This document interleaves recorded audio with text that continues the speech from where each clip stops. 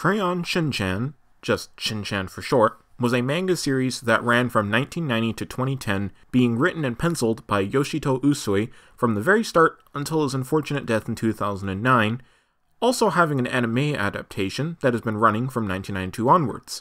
It's primarily a comedy about the misadventures of Shinosuke Shin Nohara and his family and friends, primarily based off of strange, weird, or inappropriate uses of language.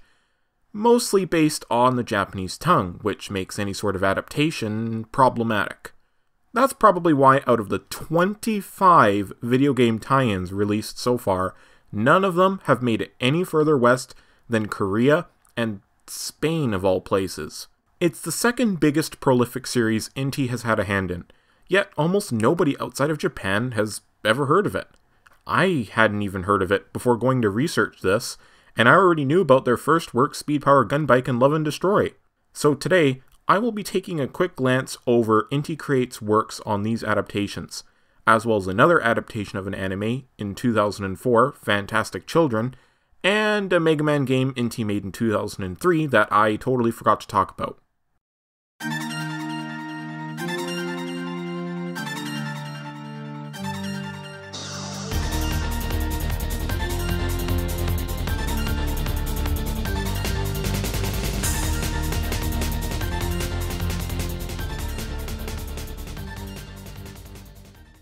To this date, Inticreates has made 7 of the 25 currently released Shinchan games.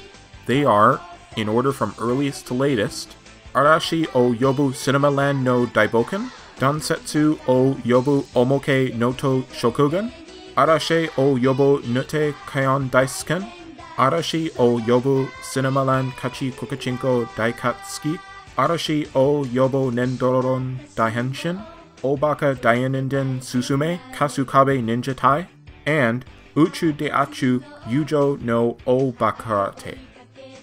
Whew! They're all platformers, all things said, and as you would probably expect from a licensed product, none are really noteworthy or groundbreaking by any means.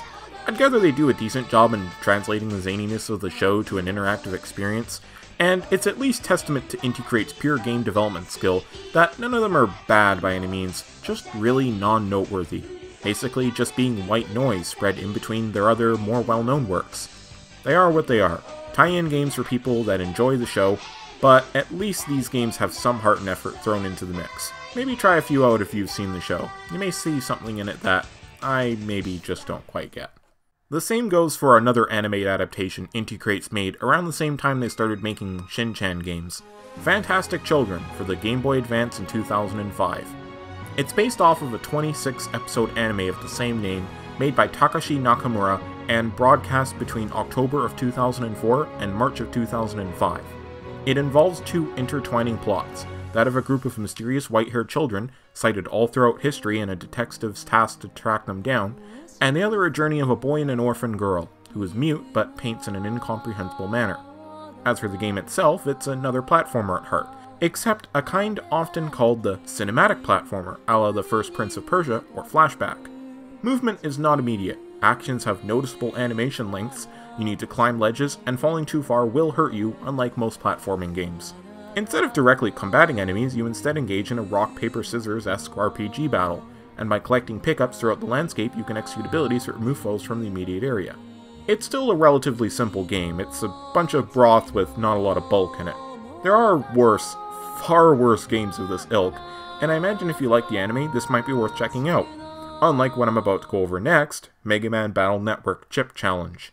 I seem to have a problem in forgetting the Battle Network series, mostly because I never really played it. I only tried a couple games out years ago when they were the new thing and I couldn't get into it. So not only do I forget that this game actually came out in 2003, the same year Mega Man 02 did, I also forgot that the Battle Network series actually has an ending as well, so 04 isn't the only actual finale for a Mega Man project. Oops.